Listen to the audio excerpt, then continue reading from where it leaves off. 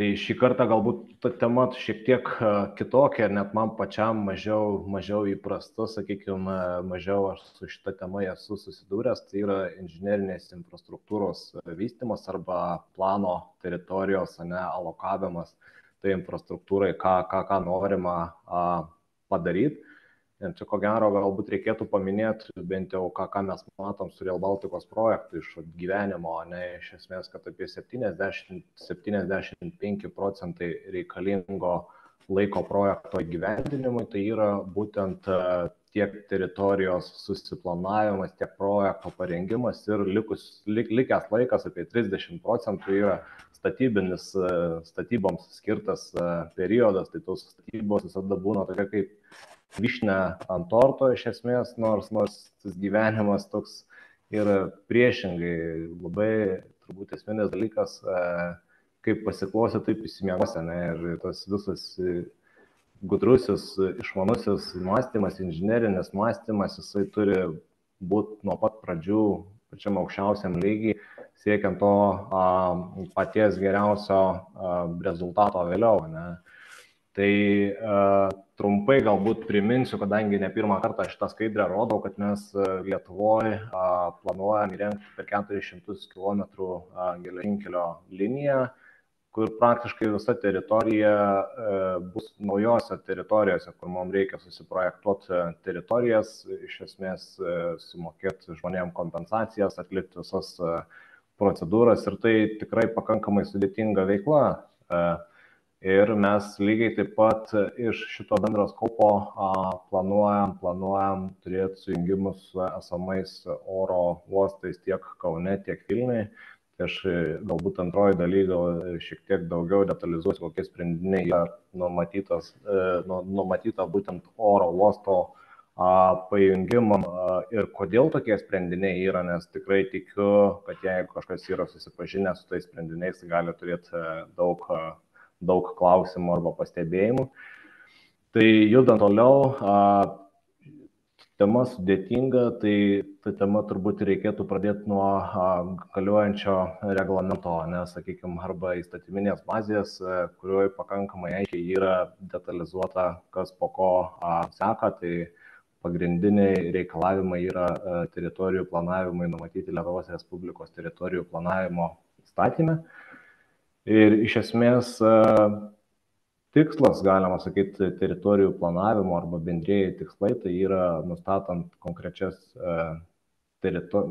konkrečius tikslus planavimo, būtina atsižvelgti į visus visuomenės poreikius, planuojamos teritorijos kraštovaizdį ir būtent tą galutinį rezultatą, bet tai yra labai platu, tu negali žiūrėti siaurai, tu turi derintis, prie kiekvieno sklypo, kurį tu kerti, prie kiekvienos įmonės, prie tų pačių oro uostų, žiūrėti, kokia ten situacija, žiūrėti, kokie apsauginiai reikalavimai galioja ir čia yra begalės reikalavimų, bet tikrai žinau, kad studentam dažniausiai skaidrės, kur mato, kad informacija vien tik tai yra surašyta, jos nėra įdomios ir aš manau, kad tiesiog taupant laiką jie galės pasiskaityti apie tai detaliau. Galbūt paakcentuosiu, kokius mes uždavinius planavimo keliam būtent geležinkelio teritorijos planavimo etape. Tai iš esmės turbūt pagrindiniai tikslai tai yra pasirinkti optimalią trasą ir sudaryti sąlygas darniai plėtrai. Darni plėtra iš esmės yra labai platus žodis, kuris apima daug skirtingų dalykų. Tai iš esmės uždaviniai, kuriuos mes keliamės savo sutartyse, spec plano rengėjai, tai susideda iš to, kad atlikti preliminarius žvalgybinius inžinerinius tyrinėjimus, parengti planuojamos teritorijos koncepciją su numatytų kiekiu alternatyvų, dažniausiai tai būna nuo 2 iki 4 skirtingų alternatyvų spec plano rengėjas parengia. Atlikti parengtų koncepcijos alternatyvų palyginimo nepriklausomą nešališką vertinimą, atlikti plėtros koncepcijos alternatyvų palyginimą, strateginį pasiekmių aplinkai vertinimą ir naudojant daugiakriterinės analizės ir kaštų ir naudos analizės metodus iš esmės pasirinkti geriausią alternatyvą.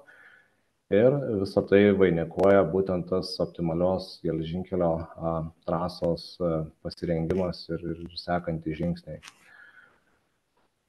Tai pabandžiau suskaldyti dramblį į tam tikrus gabaliukus, kad gal būtų galima paprasčiau suprasti, kas sudaro šitą veiklą. Tai iš principo sistemiškai žiūrint, tai yra 3 pagrindiniai etapai - parengiamasis, įrengimo ir baigiamasis. Tai parengiamajame etape iš esmės tai yra išviešinama tikslai ir programa. Iš esmės mes visuomeniai pasakom, kad mes planuojam daryti spec planą su tokiais tikslais, ne, ir pristatom iš esmės sekančius žingsnius. Tai lygiai taip pat įsiimam iš atsakingų įmonių arba institucijų teritorijų planavimo sąlygas, pasirengiam darbų grafiką ir pasirengiam internetinę erdvę, svetainę, iš esmės, kuri yra naudojama iki tol, kol pats planas parengiamas sprendinių viešinimui ir taip palaikomas didesnis santykis su visuomenė. Rengimo etapas tai yra atliekamas esamos būklės vertinimas, suformuojami bendrieji sprendiniai, atliekamas sprendinių konkretizavimas ir vėliau būtent jau baigiamajame etape tai atliekamas sprendinių viešinimas ir pats anksčiau ypatingai, kai pradėjau dirbti su geležinkeliais, pačio viešinimo pakankamai stipriai vengdavau ir bijodavau, nes net ir pasirinkus patį geriausią sprendinį, dėja visuomenės visus poreikius ir lūkesčius patenkint būna sudėtinga, nes jeigu kalbam apie 400 km trasą, tai ko gero vis tiek atsiras vienas ar kitas žmogus, turto savininkas, iš esmės su kuriuo susiduriam, kuris tikrai jausis nepatenkintas, nes galbūt ten toj teritorijoje pragyveno 50 ar 60 metų ir jis tikrai nesitikėjo, kad staiga kažkas ateis ir jos sklype planuosis visai kažkokias kitokias veiklas. Taip, tai lygiai taip pat baigiamajame etape atliekamas derinimas sprendinių su sąlygas išdavusiom institucijom, atliekamas spec plano tikrinimas valstybinėje teritorijų planavimo tarnyboje ir galiausiai viskas yra vainikuojama plano tvirtinimu bei registravimu. Tvirtinimą atlieka pati vyriausybė, kadangi tai yra valstybinės svarbos projektas ir sklypai yra galutiniam rezultate paimami visuomenės poreikiams. Taip, tai labai svarbus dalykas tai, kad mes taikom daugiakriterinę analizę būtent pasirenkant pačią geriausią alternatyvą. Ir jinai taikoma dėl to, kad vien tik tai remtis kaštų ir naudos analizę atliekant šitas veiklos, tiesiog tai yra per siauras vaizdas ir ne viską apibrėžia ir tikrai ne visada laimi, ne visada renkamės iš tos lydinio, kuris galbūt atrodo finansiškai skaičiuojant naudas yra naudingiausias, bet turint daugiakriterinę analizę, turint socialinius, ekonominius veiksmus, tą vertinimą galima atlikti kur kas plačiau. Ir iš esmės labai dažna praktika tą multikriterinę analizę naudoti būtent transporto infrastruktūros projektuose, kurie, ko gero, nėra pagrindinis tikslas, vien tik tai komercinė dalis šitiem projektam. Ir dabar galim pasidžiaugti, kad baigėsi ta mažiau įdomi teorija, aš pereisiu prie konkrečių pavyzdžių. Tai yra tiek Vilniaus oro uosto numatomi sprendiniai ir prijungimas, tiek Kauno oro uosto. Tai ką mes dabar planuojam su Vilniaus oro uostu, tai planuojam atšaką nuo Vilniaus geležinkelio stoties iki oro uosto teritorijos. Esama senoji 15-20 vėžė išlieka savo vietoje ir jie taip pat bus galima pasiekti oro uostą. Tačiau mes šiuo metu planuojam, kad visgi tas pasiekimas 15-35 vėžė, jisai turi būti maksimaliai funkcionalus tam, kad keleiviai norėtų keliauti geležinkeliu, jie būtų motyvuoti keliauti geležinkeliu ir tai, sakykime, reiškia, kad mes šitoj daly kažkur tai įteisim į tunelį ir įrengsim apie 800 metrų ilgio tunelį ir iš to beveik 800 metrų apie 500 metrų sudarys požeminė Vilniaus geležinkelio stotis. Tai ką tai reiškia, tam tikra vizualizacija irgi iš specplano, iš pasirinktų sprendinių, kad visiškai greta po, galima sakyti, Vilniaus oro uosto pastatų atsiras susisiekimas, tiesioginis susisiekimas su oro uostu ir vadinasi keleiviai, kurie atvažiuos traukiniu iki oro uosto, iš principo elevatoriais užkils į oro uosto teritoriją, ten, kur yra stogas, kur yra patogu, kur nereikia eiti net ir kelių šimtų metrų iki to, kad tu pasiektum išvykimo terminalus. Tai yra funkcionalu, tai yra šiuolaikiška, novatoriška ir aš manau, kad judam labai teisinga ir gera kryptim. Taip, dabar dėl Kauno oro uosto, tai vėlgi pasirinktas, sakyčiau, pakankamai įdomus sprendinys. Aš pats pirmus kokius 3 mėnesius tą sprendinį vertinau labai keistai, bet matyt nežinojau tam tikrų aplinkybių, kodėl tas sprendinys į Kauno oro uostą yra toks, koks yra. O jisai yra, sakykime, kad geležinkelio stotis įrengiama maždaug šitoj daly.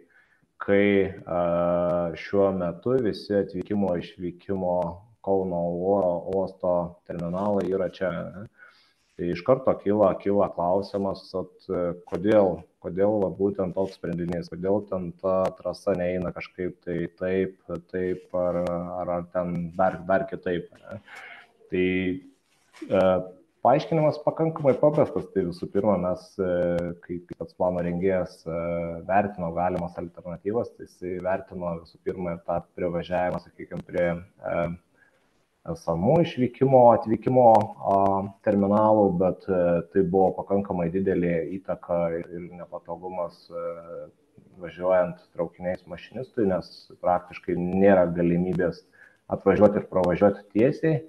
Arba tai būtų milžiniškos investicijos, arba mes, taip liaudiškai sakant, turim tupiką, kur atvažiavęs traukinys, mašinistas turi persiorientuoti, pereiti į kitą pusę tam, kad ten kreiptų važiavimo kryptį ir spręsti aibę kitų klausimų. Tai tas dalykas būtų nefunkcionalu. Iš esmės kelionės laikas nuo to prailgėja. Ir buvo įvertinta būtent Kauno oro uostų plėtros strategija, turimi planai ir pagal turimus planus iš esmės tarptautinis Kauno oro uostas planuoja ateityje persikelt savo atvykimo išvykimo terminalus į pietinę dalį.